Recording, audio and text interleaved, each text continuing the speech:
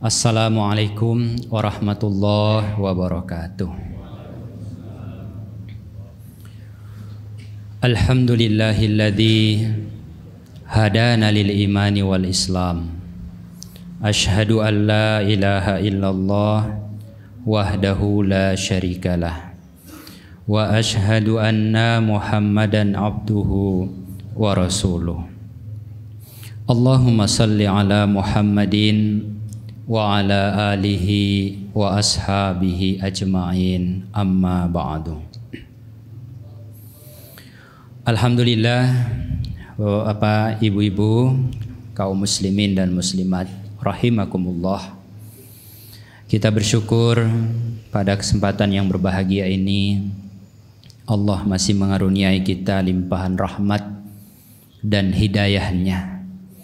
Dengan rahmat dan hidayah itu, insya Allah kita senantiasa menjadi hamba Allah yang bersyukur, bersabar, taat, dan menjauhi larangan-larangan Allah. Salawat dan salam semoga tetap tercurah kepada junjungan kita Nabiullah Muhammad sallallahu alaihi wasallam. Nabi yang telah diutus ke tengah-tengah umat manusia menyampaikan risalah yang hak, yaitu risalatul Islamiyah. Baik Bapak Ibu jamaah pengajian Jumat malam Masjid Jenderal Sudirman yang insya Allah kita semua dimuliakan oleh Allah. Perkenankan saya melanjutkan pengajian kita masih dalam tema yang sama, surat Ali Imran. Kalau ayatnya sampai 200 Pak. Ya 200. Malam ini baru ayat yang ke-13 ya. Nampaknya setiap pertemuan satu ayat ya Pak ya. Baik, mengingat sedikit, di ayat 11 itu menceritakan tentang karakter Fir'aun. Kalau panjenengan membuka ayat 11, itu menceritakan tentang karakter Fir'aun.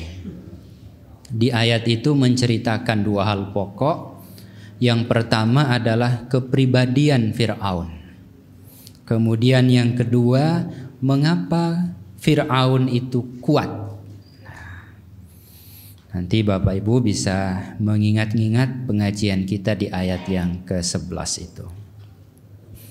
Kemudian di ayat 12 itu menceritakan tentang dua kerugian yang dialami dan akan dihadapi oleh orang-orang kafir.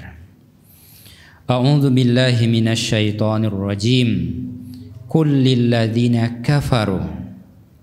Sampaikan kepada orang-orang kafir itu, satughlabuna, niscaya mereka akan terkalahkan, watuh syaruna, dan di hari akhir mereka akan digiring ila jahannam. Nah, di ayat 13 ini akan menjelaskan tentang bukti bahwa orang-orang kafir itu akan dikalahkan. Ya, akan dikalahkan. Meskipun kemarin kita ternyata lompat ke ayat 14. Jadi malam ini ayat 13, dan setelah Ramadan kalau masih diminta ya dilanjut ayat 15 insya Allah. Baik Bapak Ibu yang dimuliakan oleh Allah, di ayat 13 Allah berfirman, qad kana lakum ayatum fi fi'atainil taqata. Agar kamu percaya bahwa orang-orang kafir itu akan dikalahkan. Orang-orang kafir yang memusuhi orang-orang yang beriman itu akan terkalahkan. Kalau kamu ingin bukti, lihatlah. Qad kana lakum ayatun. Dulu telah ada tanda untuk kalian. fi fi'atainil taqata, pada dua golongan yang saling berperang. Ini yang dimaksud adalah peperangan Badar. Fi'atun tuqatilu fi sabilillah. Yang pertama berperang karena niat menegakkan kalimah Allah. Tuqatilu fi sabilillah. Wa ukhra kafirah. Sedangkan golongan yang lain itu berperang untuk mempertahankan kekafirannya. Golongan yang kedua ini, wa ukhra kafirah, yarawnahum mithlaihim ra'yal ain. Mereka melihat kelompok golongan yang pertama itu mithlaihim, menyerupai jumlah mereka. Ya, menyerupai jumlah mereka. Jadi surat Ali Imran ini masih sambungan dari ayat 12, ayat sebelumnya, yang berbicara tentang dua kerugian orang-orang kafir. Ayat ini datang membawakan bukti kepada kita semua bahwa orang-orang kafir itu pada akhirnya nanti akan kalah. Dan bukti yang disampaikan oleh Al-Quran adalah peperangan Badar. Bapak Ibu, perang Badar itu terjadi pada bulan Ramadan, tahun kedua Hijriyah, tepatnya di tanggal 17. Ya. Bertemu dua pasukan, fi'atain. Ya. Satu pihak berperang di jalan Allah, sedang pihak yang lain berperang atas nama kekafirannya. Pada saat perang berlangsung, pihak kafir ini melihat dengan mata kepala mereka sendiri, ra'yal ain, bahwa lawan yang mereka hadapi jumlahnya 2 kali lipat dari jumlah mereka. Nah, ini agak unik ini. Di dalam data-data sejarah itu disebutkan begini, Pak.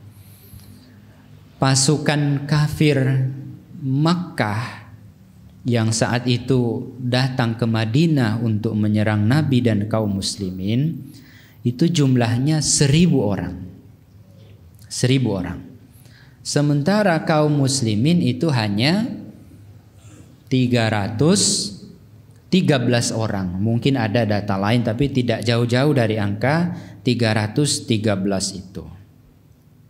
Nah, yang unik adalah orang yang 1.000 tadi ini, yang pasukan kafir itu melihat jumlah pasukan kaum muslimin itu mithlaihim, 2 kali lipat dari jumlah mereka. 313 tapi kelihatannya 2.000 orang. Nah, itulah di antara tanda-tanda ayat Allah. Nah, Bapak Ibu yang dimuliakan oleh Allah, meskipun jumlah korban yang wafat itu terbilang sedikit bila dibandingkan jumlah pasukan perang, tetapi pada akhirnya disepakati baik sejarawan maupun pelaku saat itu bahwa yang menang itu adalah pasukan kaum muslimin. Ya. Kalau dilihat korbannya sedikit, Pak. Dari 1.000 pasukan itu yang wafat hanya 70 orang. Kecil kan? 70 dari 1.000 orang. Ya. Tidak sampai 10%. Ya. Kemudian dari pasukan kaum muslimin, dari 313 hanya 14 orang. Ya, itu panjenengan bisa hitung berapa persen itu. Jadi 70 dan berapa? 14. Jumlah korban jiwa walaupun sedikit, tapi disepakati bahwa perang Badar itu dimenangkan oleh kaum muslimin. Pertanyaannya adalah, mengapa jumlah yang sedikit itu dapat mengalahkan pasukan yang besar? Kan besar sekali itu Pak, 2 banding 1. Atau iya, 1 banding 3. Iya. 1 orang melawan 3. Jadi 1 banding 3. 313 dan 1000. Dijawab di akhir ayat ini, wallahu yu'ayyidu binasrihi may yasha. Ya. Allah akan menguatkan pertolongannya kepada siapa yang Dia kehendaki. Ya. Allah akan menguatkan pertolongannya kepada siapa yang Dia kehendaki. Dan di dalam perang Badar itu rupa-rupanya Allah menginginkan kemenangan di pihak kaum muslimin.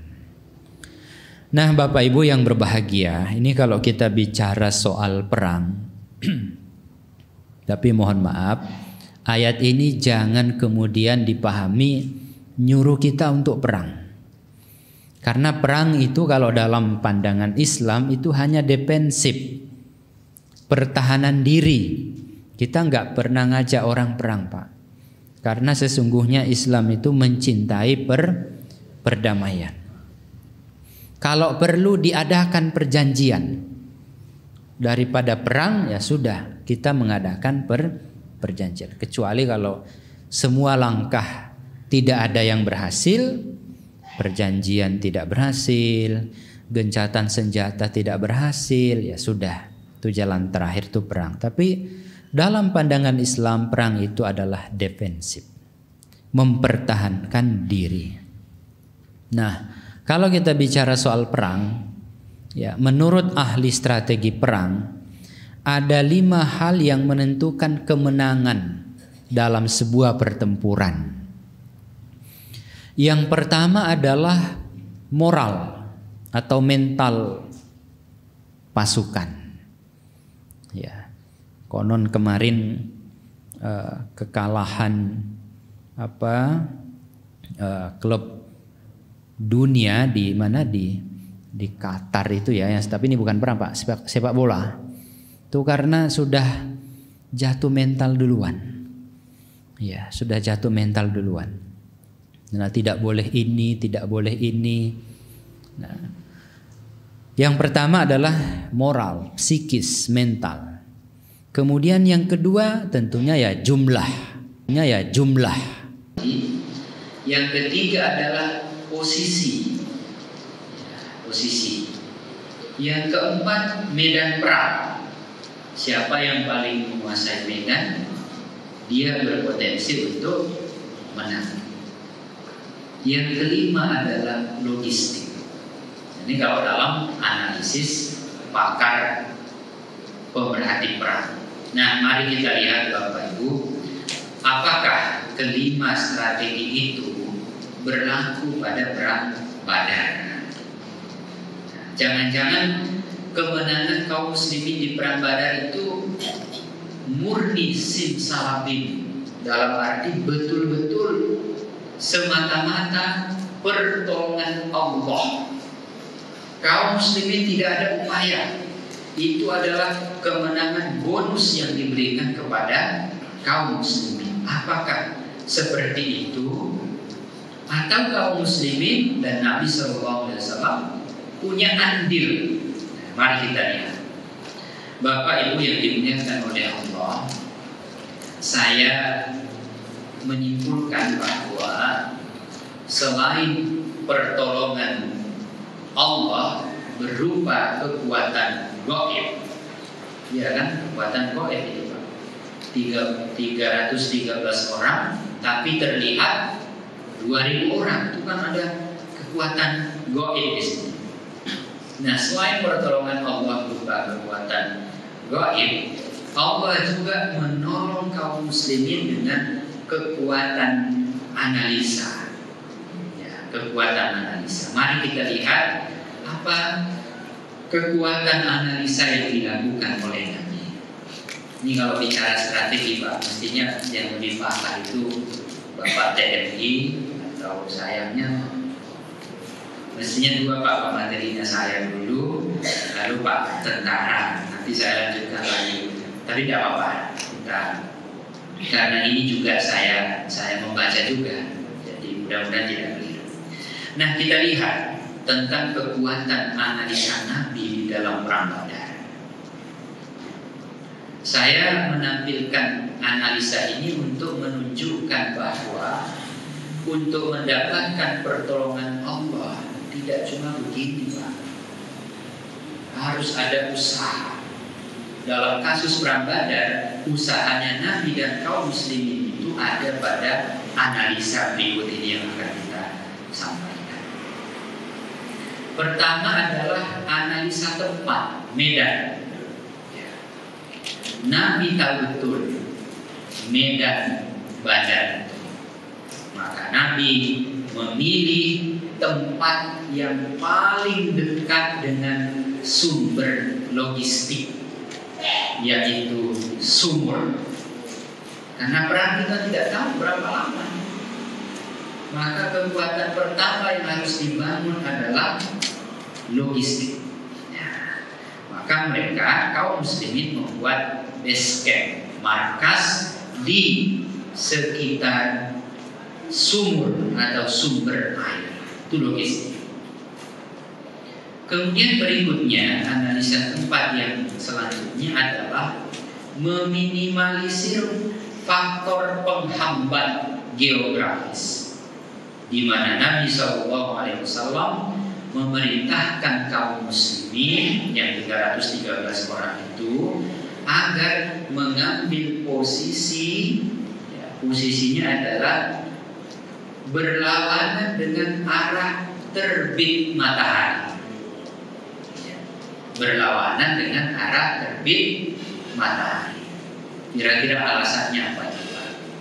Di perang ini terjadinya tidak di pagi hari, tidak di jam-jam matahari sedang terbit dari timur. Untuk apa Nabi mengambil posisi seperti itu? Ini meminimalisir potensi kekalahan. Agar apa Pak kira-kira? Agar tidak silau, ya, tidak silau. Urusan silau itu kecil, tapi kalau dalam perang itu taruhannya nyawa. Ya. Saya kalau naik motor sore-sore dari Gunung Kidul ke Jogja, kira-kira jam-jam berapa ya? Jam 3, jam 3-an ya. Itu terasa betul Pak, matahari dari arah barat itu menyilau, ya, menyilaukan mata. Sama juga kalau kita berangkat pagi dari Jogja ke arah Gunung Kidul misalnya, itu juga kita akan menghadapi sinar matahari. Nah, itu strategi Nabi di dalam perang Badar kaitannya dengan meminimalisir penghambat geografis. Jadi kemenangan itu bukan simsalabim. Betul Allah wallahu yu'ayyidu bi nasrihi man yasha, tetapi Nabi dan kaum muslimin juga ada usaha. Berikutnya adalah memilih posisi yang strategis, di mana Nabi dan pasukan muslimin memilih perbukitan sebagai benteng pergerakan, benteng pertahanan. Bahkan kalau dalam sejarah Badar yang lebih detail itu Pak, mereka sudah menyiapkan kemungkinan-kemungkinan, termasuk kemungkinan terburuk sekalipun.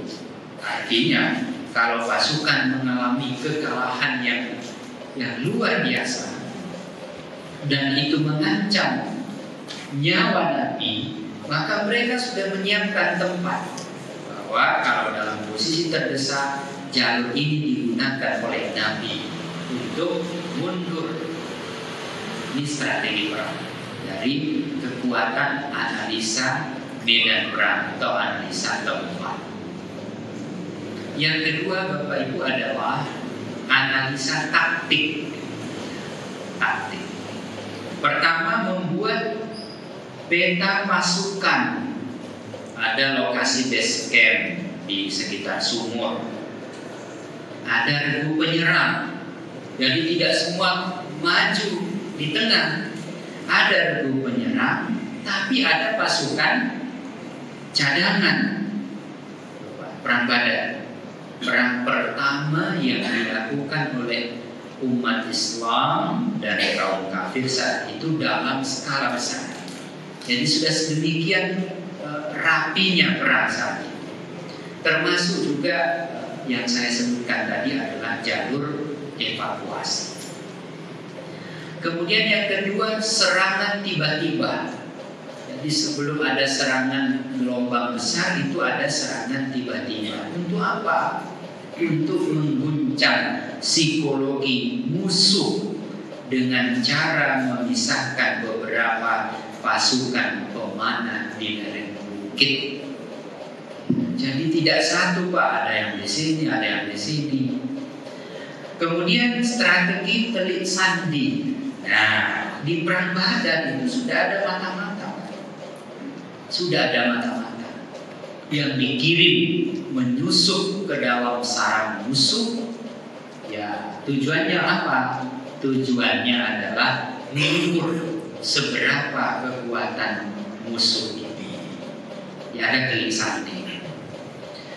Kemudian dalam perang itu mereka menentukan skala prioritas. Jadi dari 1000 pasukan itu mereka membidik secara profesional orang-orang tertentu. Siapa yang dimaksud? Para komandan-komandan perang. Kalau perlu pimpinan tertingginya itu menjadi skala prioritas. Dan itu ada yang ditugaskan khusus. Kamu yang lain tidak usah diperhatikan. Tugasmu adalah membidik komandannya, jenderalnya, pemimpinnya. Maka di perang Badar itulah menyebabkan wafatnya Abu Jahal. Ketika tahu Abu Jahal wafat, sudah tambah turun itu semangatnya. Tambah turun. Sudahlah melihat kaum muslimin jumlahnya kok 2000 orang, 2 kali lipat. Tambah lagi di tengah peperangan terdengar kabar Abu Jahal wafat. Ya sudah. Kita perang itu nggak sampai lama waktunya, hanya 70 yang wafat. Ya, hanya 70 yang wafat, 70 yang tertawan. Kalau dihitung itu 850 itu menyerah lebih duluan. Maksudnya 850 ini sudah down, adalah kita tidak lagi bisa melanjutkan perang. Padahal jumlahnya masih 850 pasukan. Itu pasukan besar itu Pak. 850 di hadapan 300 pasukan itu adalah perbandingan yang masih sangat timpang. Nah, Bapak Ibu yang dimuliakan oleh Allah, analisa taktik tentu ini menarik dikaji. Bagaimana bisa orang yang terbiasa perang di tempat terbuka itu kemudian memiliki strategi jitu di zaman itu? Ya, strategi jitu di zaman itu. Kalau orang Arab, Bapak Ibu, terus terang mereka sudah biasa berperang. Perang kecil-kecil, perang antar suku, ya, memperebutkan misalnya sumber-sumber ekonomi.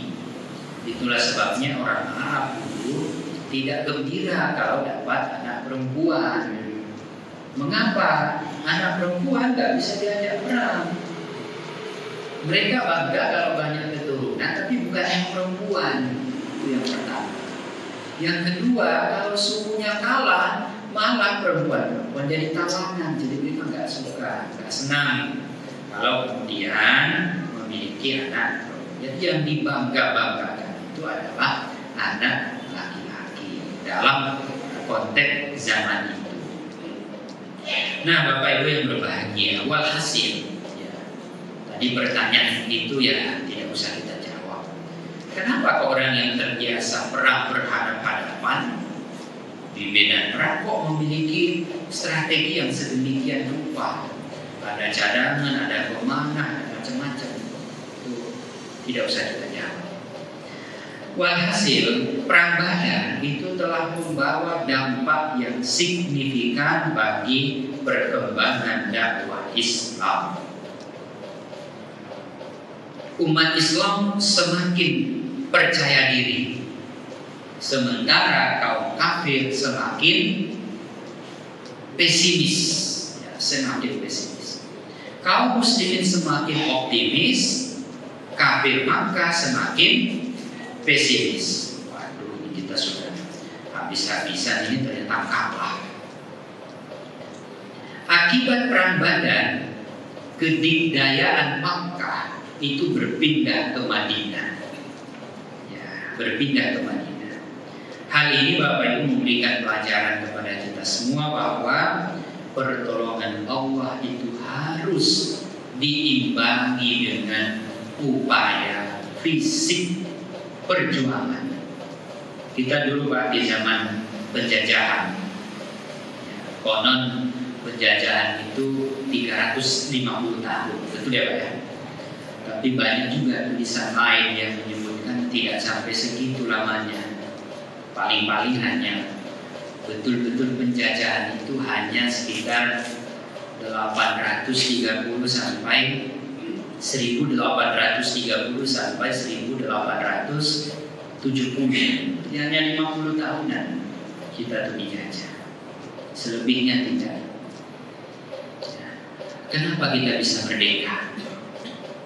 Apakah hanya Allahu Akbar? Atau hanya zikir? Berjuang juga. Berjuang sambil berdoa. Ada darah di sana. Ada pengorbanan di sana. Ada perjuangan di dalam kemerdekaan itu. Di dalam kemerdekaan itu ada tangis. Ada pengorbanan yang besar. Ada penderitaan, tetapi juga ada doa, ada zikir, ada sholat, ada munajat. Jadi imbang, tidak semata-mata kita berdoa saja kepada Allah tanpa ada usaha-usaha fisik. Baik Bapak Ibu yang dimuliakan oleh Allah. Nah, kalau kita membaca sejarah perang di zaman Nabi ikut perang bersama kaum muslimin itu jumlahnya 27 kali. Tapi dari 27 kali itu hanya 9 kali saja Nabi itu betul-betul ikut di medan perang. Hanya 9 kali. 18 kalinya itu lebih pada bersifat pemimpin. Tapi bukan komandan pasukan. Hanya pemimpin, mengawasi jalannya perang sambil mengatur taktik strategi. Jadi hanya 9 kali Nabi itu betul-betul terjun di medan perang, kontak fisik dengan pasukan-pasukan kafir. Nah, Bapak Ibu yang dimuliakan oleh Allah, selain itu juga ada 38 kali ekspedisi peperangan yang Nabi kirim dengan mewakilkan sahabat-sahabatnya sebagai komandan di pasukan itu. Nah, dalam Islam sekali lagi perang ini kita ungkit itu tidak untuk mengajak kita perang, tetapi untuk mengajarkan kepada kita bahwa perang itu adalah upaya terakhir. Kita juga tidak boleh cemen Pak, tidak boleh cengeng. Kaum muslim itu harus berani, ya, harus siap dengan segala kemungkinan. Tapi hanya siap, tidak kemudian vulgar, ngajak perang dan lain. Tidak, hanya siap, ya, bersiap-siap, hanya itu saja. Bahkan di zaman ini, kalau kita ingat pelajaran-pelajaran kajian-kajian kita yang lalu, nampaknya kalau perang dimaksudkan untuk memperbanyak jumlah, sudah bukan waktunya, ya, sudah bukan waktunya. Sebab penelitian-penelitian dunia itu menyebutkan bahwa dalam kurun beberapa puluh tahun ke depan, 2050 dan sekarang berapa tahun? 27 tahun, 2050. Dan tambah 20 tahun lagi berikutnya 2070. Kaum muslimin sudah meningkat drastis jumlahnya. Jadi kita tidak usah untuk urusan jumlah, insya Allah kita aman. Yang harus kita lakukan adalah kualitas, agar kaum muslimin itu berpendidikan, sekolah, kuliah, jadi pakar. Jangan cuma banyak saja Pak, tapi harus berkualitas. Jadilah dokter, insinyur. Dulu insinyur teknik gitu ya. Jadilah ahli fisika, ahli kimia, ahli biologi. Jadilah pakar-pakar kaum muslimin. Ya. Kalau perlu jadi bukan lagi jutawan, miliarder sekalian gitu. Jadi pengusaha kelas kakap. Silakan. Dan kita terus terang kurang sekali di bidang itu. Banyak sarjana tapi tidak banyak yang jadi pengusaha, apalagi pengusaha kelas berat. Silahkan Pak, doronglah anak-anak kita itu. Maka saya walaupun itu ngajarnya Quran, hadis, kepada mahasiswa saya sering menyampaikan, bisnis lah, karena rezeki kita tidak tahu. Anda mungkin sarjana Quran atau sarjana hadis, tapi tidak menutup kemungkinan rezeki Anda ada di perdagangan. Maka bisnis rasanya. Walaupun saya tidak bisnis karena sudah terlanjur tidak punya capability di bidang itu. Maksudnya terlambat untuk belajar. Jadi bisnis ini adalah satu keterampilan, satu keterampilan yang harus diasah sejak kecil. Nah, baik Bapak Ibu yang berbahagia, perang Badar itu kan terjadi di bulan Ramadan. Jadi pas ini. Sebentar lagi kita masuk bulan Ramadan. Ada beberapa perang di bulan Ramadan. Yang paling masyhur memang adalah perang Badar. Kemudian juga ada perang Fathu Makkah, ya, perang pembebasan kota Makkah. Bahkan Islam masuk ke Spanyol, Andalusia itu juga di bulan Ramadan. Tapi sudah, ini kita kembali ke masalah Badar. Perang Badar yang terjadi di 17 Ramadan tahun kedua Hijriah itu terjadi beberapa saat setelah turunnya perintah puasa. Masih ingat ya ayat puasa? A'udzu billahi minasyaitonir rajim. Ya ayyuhalladzina amanu kutiba alaikumus syiyam. Jadi diperintah puasa. Puasa ini untuk membentengi mental kita, jiwa kita. Ya. Jadi kalau dalam hukum Islam itu kan sholat ini untuk akhlak publik, zakat itu untuk akhlak sosial. Nah, puasa itu untuk benteng mental, spiritual. Maka jiwanya dulu yang harus dikuatkan. Kemudian ya, turunlah ayat puasa, kutiba alaikumus syiyam. Nah, setelah itu turun perintah perang.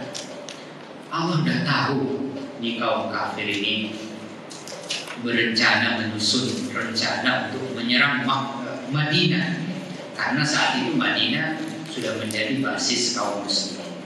Maka turunlah sebelum perang Badar itu ayat 216 surat Al-Baqarah. Isinya perintah perang. Kutiba alaikumul qitalu wa huwa kurhun lakum. Diwajibkan atas kalian berperang meskipun perang itu tidak kalian sukai. Jadi kembali kepada Perang Badar, dalam analisis sejarah itu disebabkan oleh kekhawatiran kaum kafir Quraisy Makkah terhadap dua hal, Bapak. Yang pertama adalah kekhawatiran teologis. Mereka, ini kalau Madinah berhasil menjadi Madinatul Islam, ini bahaya ini. Bisa-bisa agama nenek moyang kita akan terjepit. Kalau Islam ini berkembang di Madinah terus ke negeri-negeri sekitarnya sampai juga ke Makkah, habis kita ini kepercayaan nenek moyang kita. Sudah satu motivasi tersendiri. Kemudian yang kedua adalah alasan ekonomi.